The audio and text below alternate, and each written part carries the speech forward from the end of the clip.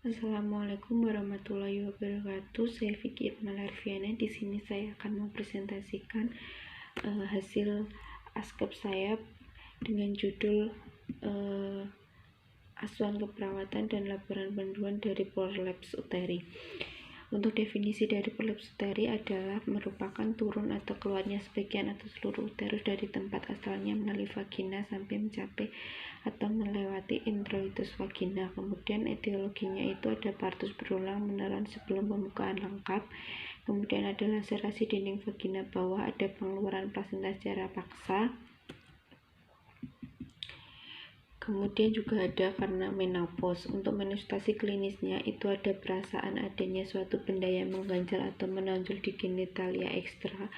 Kemudian ada rasa sakit di pinggul dan pinggang. Kemudian ada perasaan seperti kandung kemih tidak dapat dikosongkan seluruhnya, dan ada pengeluaran serviks uteri dari vulva yang mengganggu penderita waktu berjalan ataupun bekerja.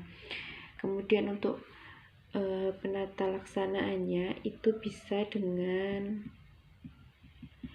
pengobatan tanpa operasi, itu dengan latihan otot dasar panggul, kemudian stimulasi otot dasar panggul dan alat listrik pemasangan pesarium. Kemudian pengobatan dengan operasi itu bisa dengan indikasi untuk melakukan operasi pada prolapsus vagina tergantung dari beberapa faktor seperti umur penderita, keinginan untuk mendapatkan anak. Kemudian untuk komplikasinya itu ada keratinasi mukosa vagina pada porti uteri, dekubitus, hipertrofi serviks uteri, dan elongasio coli. Kemudian ada gangguan miksi dan stres, kemudian infeksi saluran kencing, infertilitas, dan gangguan partus. Kemudian untuk pathway-nya itu dari etiologi tadi ada yang partus berulang, kemudian menopause, kemudian laserasi dinding vagina bawah, peneran sebelum pembukaan lengkap itu mengakibatkan peningkatan tekanan intraabdomen dan hormon estrogen berkurang. Dari adanya peningkatan tekanan intraabdomen dan hormon estrogen berkurang, maka terjadi kelemahan ligamen endopelvik dan otot-otot dasar panggung. Dari itu bisa muncul dinding arterial vagina menurun, kemudian dinding superior posterior vagina menurun, kemudian ada juga fasia dinding posterior vagina menurun, dan adanya prolaps uteri. Dari prolaps uteri ini bisa mengakibatkan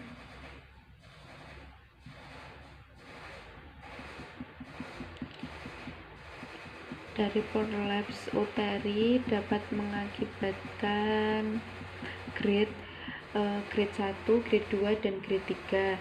Nah, dari grade 1 ini bisa terjadi serviks uteri turun, kemudian hipertrofi dan elongatio coli. Kemudian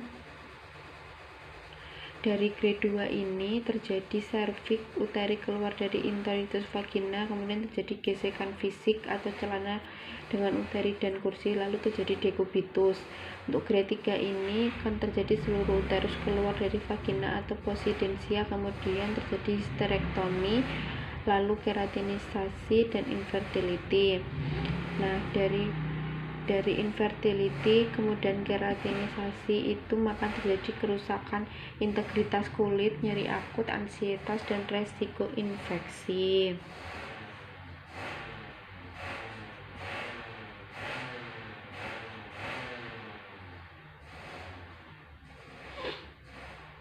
Untuk pengajiannya itu ada nama klien Yunyate, kemudian umur 75 tahun, tempat tanggal lahir Sleman, agamanya Islam, pekerjaan ibu rumah tangga, alamat Godean. Diagnosa medisnya tanggal masuknya itu 29 bulan 11 2021 pukul 7:30. Diagnosa medisnya itu prolaps uteri totalis. Alasan masuk, klien mengatakan jika ada benjolan keluar dari vagina kira-kira sudah 2 bulan dan terasa nyeri. Riwayat kesehatannya, klien mengatakan pernah opnam di rumah sakit sekitar 6 bulan yang lalu dengan keluhan pusing kepala dan mual muntah. Kemudian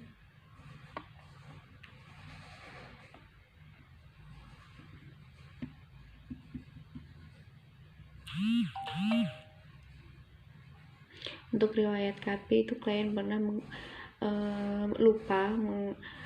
kalian mengatakan lupa waktu dulu KB dengan jenis apa. Untuk riwayat perkawinan itu menikah 1 kali dan riwayat kehamilannya itu ada P2A0 tahun partusnya itu 1969 dan 1972. Riwayat penyakit keluarga itu ada hipertensi, ada riwayat genealogi tidak ada. Kemudian untuk objektifnya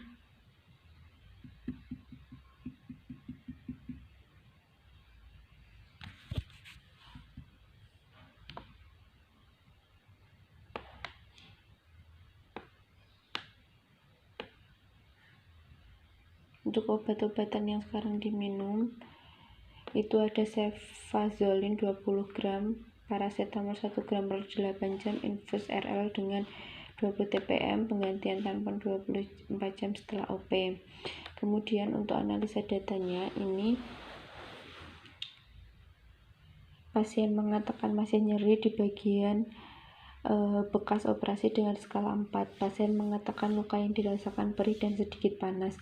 Pasien mengatakan nyeri yang dirasakan hilang timbul. Kemudian untuk DO-nya ini pasien terlihat lemas, pasien terlihat menahan nyeri, pasien terlihat meringis kesakitan. Untuk tekanan darahnya itu ada 156/78, kemudian nadinya 85 kali per menit, suhunya 36,6, RR-nya 20 kali per menit. Etiologinya kondisi pembedahan, problemnya nyeri akut.